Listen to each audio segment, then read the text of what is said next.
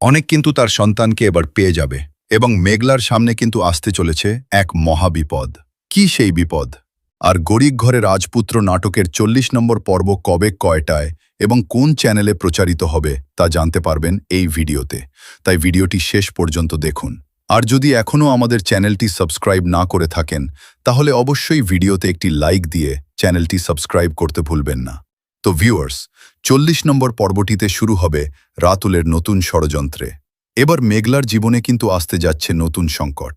মেঘলা যে নতুন পিএসকে নিজের অফিসে নিয়োগ দিয়েছে, সেই মেয়েটি আসলে রাতুলের হয়ে কাজ করছে। সে মেঘলা কোথায় যাচ্ছে, কি করছে এবং অফিসের গুরুত্বপূর্ণ তথ্য এবং গোপন ফাইলের খবর রাতুলকে জানাবে। এর ফলে শালিমা গ্রুপ অ্যান্ড বিল্ডার্স বড় ধরনের সমস্যার মুখে পড়তে যাচ্ছে। অন্যদিকে অনেককে দেখা যাবে প্রথমবারের মতো নিজের সন্তানকে কোলে নিতে।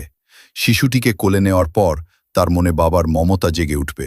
ঠিক তখনই যে মহিলা শিশুটিকে লালন পালন করছেন তিনি এসে অনেককে সন্দেহ করবে। তারপর অনেক বলবে, আমার বাবার ডাক শোনার অনেক ইচ্ছা ছিল, কিন্তু আমার সন্তানটি মারা গেছে। এই দিক দিয়ে যাচ্ছিলাম, দেখলাম বাচ্চাটি একা বসে কাঁদছিল, তাই আমি কোলে নিয়েছি। তো ভিউয়ার্স, গরিব ভোরে রাজপুত্র নাটকের 40 নম্বর পর্ব 11 জুলাই আগামীকাল শনিবার ঠিক দুপুর 12টায় শুধুমাত্র কারোহিম ইউটিউব চ্যানেলে প্রচারিত হবে।